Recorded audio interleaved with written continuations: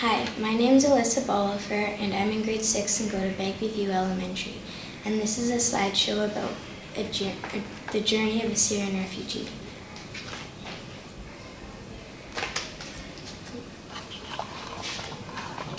So, facts about Syria. Syria has a population of over 23 million people. The capital city is Damascus, which Syria is 185,180 square kilometers big. And Canada is 53.92 times larger than the size of Syria. The Syrian currency is the Syrian pound, and $1 Canadian is equal to 157.50 cents, of the Syrian pound. The official language is Arabic, and 87% of the religion is Muslim.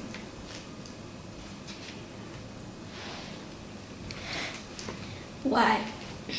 Ever since the civil war started in 2011, between ISIS, the Syrian government, and the allied militants, which are the other countries fighting, over 4 million Syrian civilians have fled their homes and become refugees, and over 6 million Syrians have been displaced throughout Syria. And some reasons why they're leaving is Syria's education and health care and buildings have been destroyed. The government is torturing, taking, and killing people.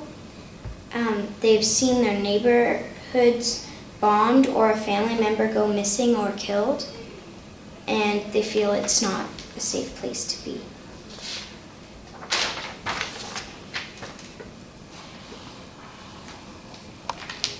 So how bad does this affect Syria? And so the first thing is this picture, which compares the Syrian crisis to so many other popular, known other crises, like Hurricane Katrina, which affected 1.7 million people, and lots of people know about that one.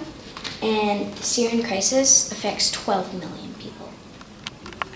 And so the effect on Syria is devastating. Since 2011, 320,000 Syrians have died, and 120,000 of them are children. The majority of the deaths have been at the hand of the Syrian government. Many people and buildings have been bombed. Bashar, the Syrian president, has used crude barrel bombs and targeted busy places such as medical centers and schools. And barrel bombs are bombs the size and shape of a barrel, but they're metal, and they contain sharp shards of an object, chemicals or oils, and so if the impact doesn't kill the people, the other things might.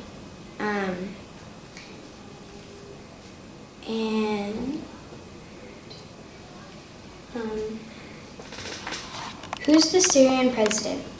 Bashar al-Assad is the Syrian president, although his older brother, Mahar al-Assad, was the first in line for the job. Mahar died in 1994 in a high-speed car crash, which was 6 years before his father's death in 2000. Bashar won 97% of the votes in the 2000 and 2007 election, which questions the democracy of Syria. Not long ago, there was another election. However, the 3% of the votes that were against Bashar were excluded, so it wasn't even held in the regions that didn't vote for him. And so Bashar still has 5 years left of being president, because the next election won't be till 2021. However, he did announce that he would be willing to hold an early election if ISIS and the other terrorists, which are the allied militants, were defeated. So pretty much after the war ended, and if he won.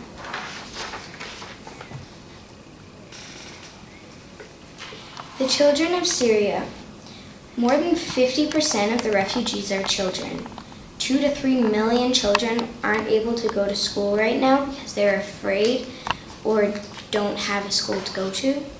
And some children are taken and forced to become fighters or act as human shields during the fighting. Other children need work to help support their families, and kids will try selling whatever they can, like tissues or like any other thing they have. Sometimes the work they find is dangerous and barely pays anything. And the refugee children are at risk of getting diseases, lack of nutrients, clean water, and places to stay. And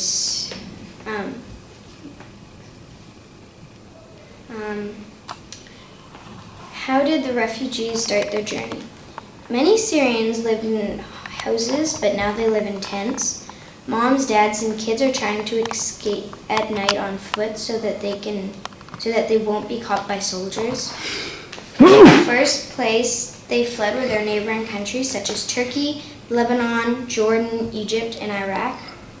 And some of the Syrian refugees are headed to many countries around the world, such as Greece, France, Sweden, the UK, Germany, Italy, and Canada. So many of them are also taking huge risks to cross the Mediterranean Sea to get to Europe, where they hope things will be better. And often they come in little boats, or just boats, but they're normally overcrowded and they don't have enough food or life jackets for everyone. And the Syrians need money to pay for transport to get to Europe, even if it is a small boat, and some don't have anything, so they're forced to stay in Syria. And a fact is that Syria now has the largest refugee population in the world.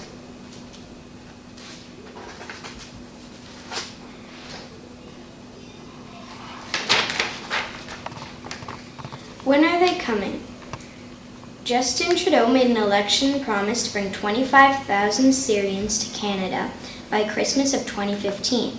However, when he was elected, with 10 weeks left to fulfill his promise, he extended the date to the end of February, as there is a lot to do to be ready. So Canada takes 10,000 refugees yearly from various parts of the world, and so the Syrian refugee will add to that total. Most of the refugees coming to Canada will be from refugee camps in Jordan, Lebanon, and Turkey. And the refugees will be screened to make sure they do not pose as a risk of hurting the people in Canada, because there was an attack in Paris like a little while ago, and lots of people know about it. And they're pretty sure that the person that attacked was actually posing as a Syrian refugee, and so that's why they're going to do that. Where are they staying? The 15,000 refugees that are sponsored by the Canadian government are staying at military bases in Ontario and Quebec until proper houses are built for them. And the other 10,000 refugees that are sponsored privately will go throughout the city. So there are many cities across the country looking to host the refugees, such as Vancouver, Victoria, Kelowna, Prince George, Salmon Arm, and Revelstoke.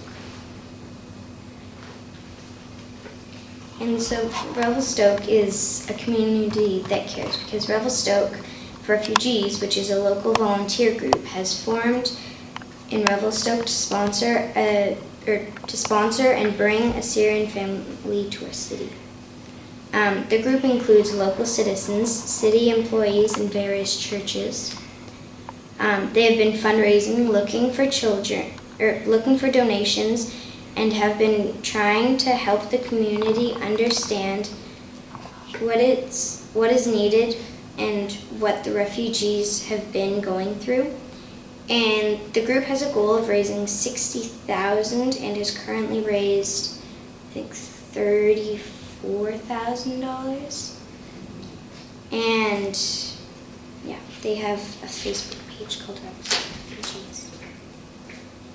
So I think, yeah, that's it.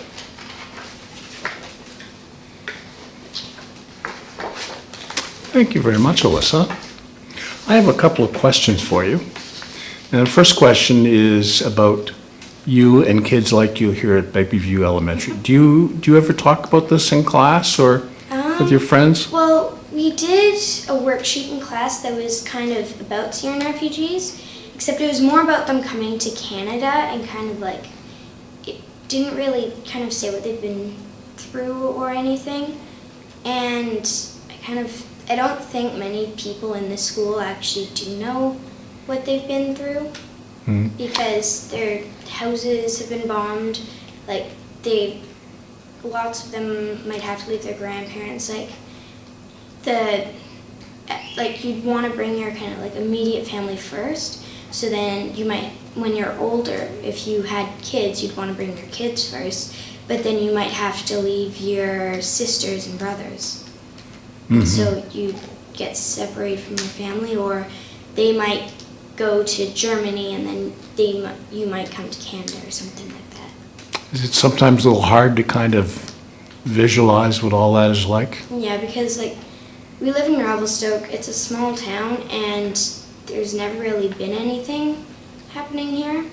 And Nothing bad anyway. Yeah, nothing bad that's happened, and not like, there are a lot of like Filipinos and stuff that have come here, and most of them I think are migrants though, and so like they want to come here, whereas like Syrian refugees, like they have to flee their home, otherwise they might get killed. Do you think it's a good thing to bring refugees here? I think it is a good thing because you're trying to help, but then the other thing is you have to be cautious with like, so people aren't posing as things like that. And the other thing is like Lebanon is taking on almost, I think 1 in 5 people in Lebanon is a Syrian refugee. And so like you don't want them to like kind of overtake that place, but then you also do want to help them. Now, you've given this a lot of thought, obviously, judging by your presentation.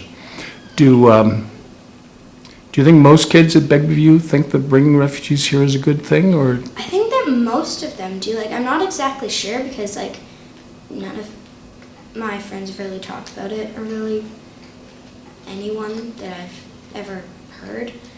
But yeah, I don't know. It's all kind of on personal opinion. Okay.